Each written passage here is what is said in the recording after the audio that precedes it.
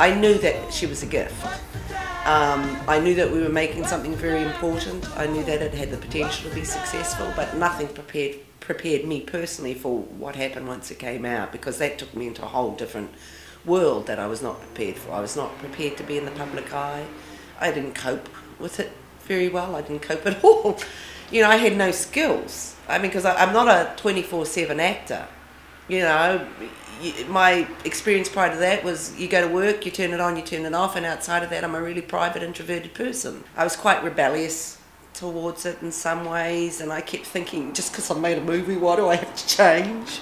Why can't I still go to the shop in my swan dry and gumboots? Why can't I kind of be ordinary? But that's kind of a tendency for a lot of us artists in a way. You kind of come out through your work and show yourself, but outside of that, you know, I'm pretty introverted, and that's the writer in me. But I never set out to be a celebrity, so to speak. I set out to be a good actor, and that was my intention when I first began, as I wanted to be a good actor. I chose to maximise the opportunity of Once Were Warriors and travel the world with Lee Tamahori in order to learn, you know, about the film industry, because I knew I'd be making films one day. I didn't know what it would be. My most current New Zealand project, prior to the one I'm doing right now, is another classic example of that with Vincent Wards Rain of the Children. You know, there was no real budget to that, so it depended once again on people's goodwill and commitment to wanting to see this project be made. It's called Piece of My Heart. It's a great story. So, great character. She was a heavy character in a lot of ways. But I haven't felt this since Warriors, where I felt a project was opening a can of worms, and so I felt a certain pressure that I hadn't felt as an actor for a long time, because I know I'm representing real life people who are out there walking the streets in New Zealand, in terms of that it's about, you know, teenage pregnancies. Unwed teenage mums were basically hidden away and put into these prison-like homes, and their babies were taken off them. So it's a very painful subject, but I felt very privileged to have been cast in that, and I had a phenomenal crew, phenomenal cast. It's Annie Whittle as the lead, because it's Flora's story, and Emily Barclay, young Emily Barclay, plays young Flora, and then very privileged to have young Keisha Castle Hughes play the young cat. So you got a great cast, and Fiona Samuels she's quite the phenomenon. But it was 10 years later that the project came to me, and that's Behind the Tattooed Face. And I'm very privileged, and I'm really honoured to helm this project. It's a real taonga, it's a real treasure, not just for Māoridom, but for New Zealanders. It's the first historical novel ever to be written by a Māori.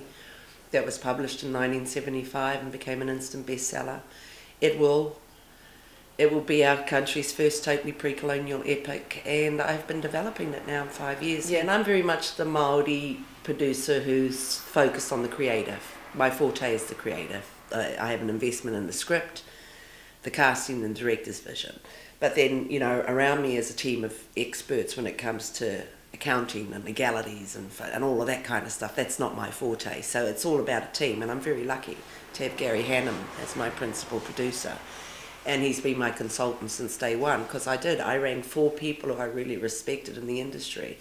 One of them was Lindsay Shelton, who was the marketing director of the New Zealand Film Commission. The other was Gary Hannam, an A-list producer, Don Selwyn, and Wiko Kika. And I said to them, all of them, I said, would you please read this book and tell me now if you think I'm mad, or whether you think this is a viable feature film business venture. And they all came back and said, don't know how you do it, but if you can do it, pull it off. Absolutely, it's viable. So I'm glad that, you know, in light of the fact that they're both gone, and they're both very good to me, Don Selwyn and Wiko Kika. They were both very much father figures to me in the industry. I'm glad that they were part of it, that they got to see it, that they got to read it. Same with Barry Barclay.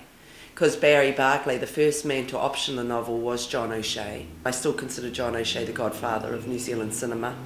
And he put 3 years of his life trying to get Behind the Tattooed Face made, and Barry was involved at that point. So I'm so pleased that Barry had gotten to read a draft, and he got so excited about it.